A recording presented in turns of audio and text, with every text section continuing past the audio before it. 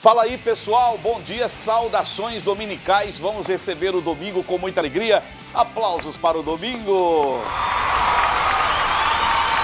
E hoje, no programa, a gente vai comentar sobre a nova lei que obriga o uso dos faróis em todos os veículos durante o dia. Tem também esclarecimentos sobre conceitos como potência, torque e cilindradas e qual a diferença isso faz em cada motor. A gente vai explicar para você, tá? Então, roda a vinheta que o Motorizados está no ar.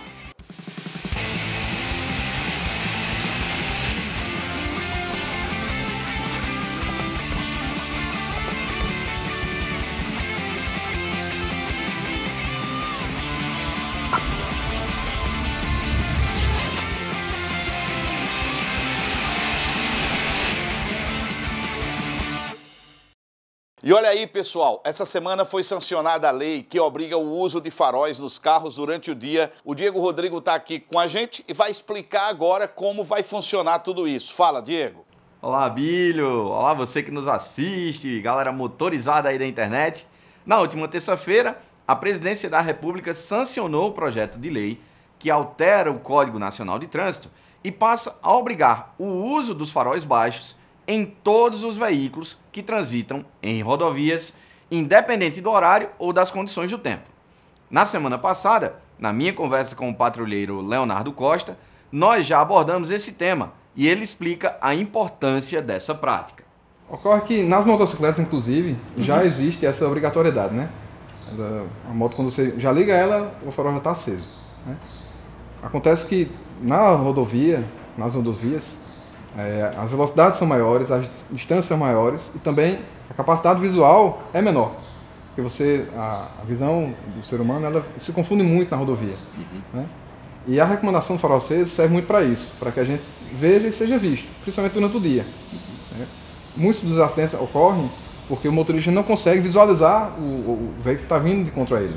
Em cruzamentos, em acesso de rodovia acontece muito isso. O motorista ele olha e não percebe aquela aproximação daquele veículo. E o farol ele vem para trazer justamente essa ajuda para evitar o acidente. É interessante citar que a maioria dos carros vendidos no Brasil são tons neutros, né? O preto, o branco e o prata. Perfeito. Isso aí na rodovia acaba se confundindo também com a paisagem, do próprio asfalto. São as cores que mais se confundem, prejudicam ainda mais essa visibilidade do condutor, né? Em relação à retenção do veículo para determinados ajustes, em algumas situações, a Polícia Rodoviária pode optar pela retenção do CRLV em vez da retenção do veículo. Porque, por exemplo, às vezes você está no posto, foi parado no posto policial no meio da estrada, onde não tem ninguém para lhe socorrer naquele momento, e a polícia pode optar também pela retenção do CRLV, enquanto você vai resolver e volta para... Perfeito. De acordo com a necessidade, é dado um prazo menor ou maior. Certo. Tudo isso expresso nos manuais e na legislação. Caso a irregularidade não possa ser sanada no local, é feita a retenção justamente do CRLV, dado um prazo, e esse motorista tem um prazo para ir resolver o problema e retornar. Não é para ficar rodando mais também não. Até porque existem situações que trazem risco. Uma iluminação, por exemplo, um pneu que está com um TWI muito desgastado já chegou no seu nível de TWI, vai trazer um risco. Então essa retenção do documento é para garantir que o motorista vá, conserte e volte para, mais uma vez, mostrar o veículo, mostrar que a condição foi sanada e possa seguir sua viagem. Isso também é muito comum nos casos do uso de farol xenon. E também é um mito que muita gente acha que o farol ele é proibido nas luzes principais, mas pode ser utilizado nos faróis auxiliares. E não, ele não pode ser utilizado de jeito nenhum. Farol auxiliar de forma nenhuma, né? Ocorre que é o seguinte, o conjunto óptico é preparado de uma maneira para receber um tipo de lâmpada. Né?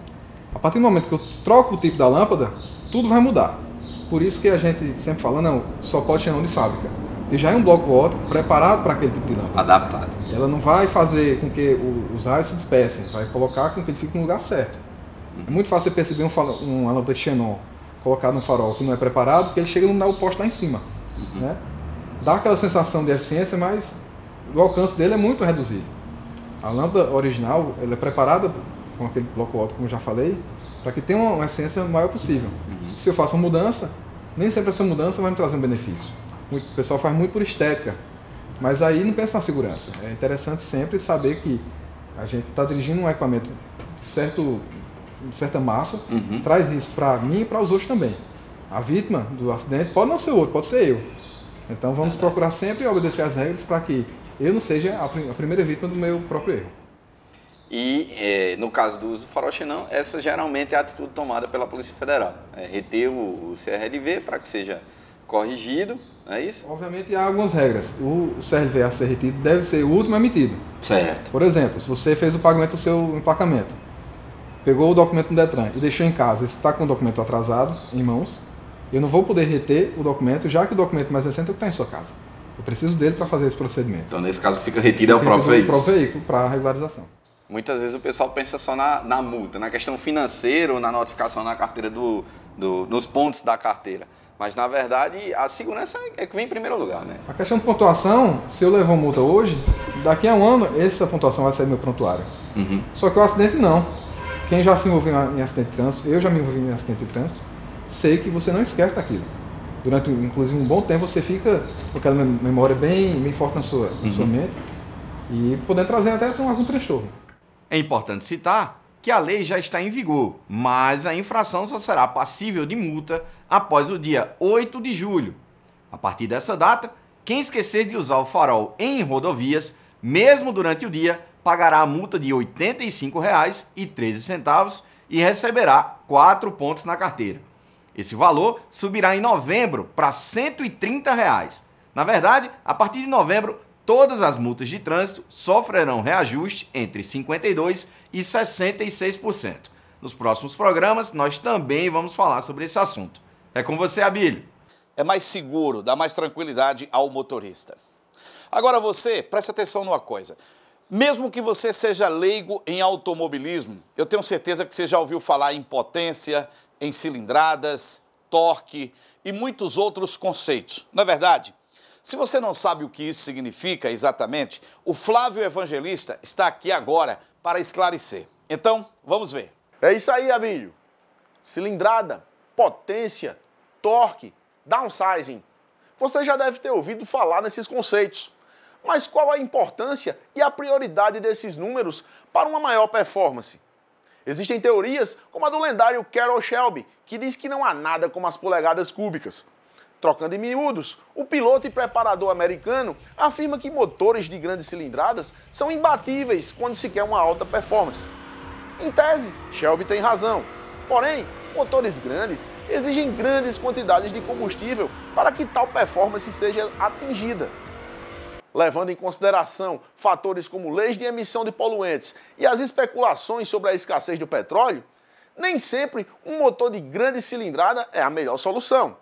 Bom, se nós nos aprofundarmos mais na técnica, notaremos que a potência específica de alguns motores de menor cilindrada acabam sendo maiores que muitos motores de maior cilindrada. Por exemplo, o motor 1.6 do Gol gera 104 cavalos, enquanto o motor 2.0 do Golf gera 120. Na potência específica, o motor 1.6 gera 65 cavalos, contra 60 do motor 2.0, o que aproxima esses motores na potência final, mas os distancia no consumo. Porém, um fator sobrepõe o motor de maior cilindrada sobre o menor, é o torque. O torque é a força que gera a potência e está diretamente ligada ao tamanho do motor. E é o que faz você sentir aquele empurrão quando pisa no acelerador. É como uma chave de rodas. Quanto maior a chave, menos esforço se faz para soltar o parafuso. É possível aumentar a potência de um motor otimizando a sua câmara de combustão, o fluxo de gases, adicionando um comando de válvulas variável. Porém, quanto mais potência se ganha, se perde em torque. Então, como podemos superar as polegadas cúbicas do Shelby se os motores menores não disponibilizam o torque desejado? A resposta está na sobrealimentação. O turbocompressor entra na jogada como um braço mais forte, que faz soltar o parafuso mesmo com uma chave de rodas menor. Essa tem sido a bandeira que impulsiona a filosofia do downsizing, que convence a engenharia a dedicar-se na concepção de motores menores não só na cilindrada, mas também na quantidade de cilindros. Porém, com uma performance digna de motores grandes, mas com um consumo em proporções bem menores, além de menores emissões de poluentes. A engenharia tem se dedicado na concepção de turbocompressores menores e múltiplos, a fim de diminuir o lag na resposta ao acelerador, despejando torque em baixas rotações, que é o que precisamos numa retomada ou numa ultrapassagem.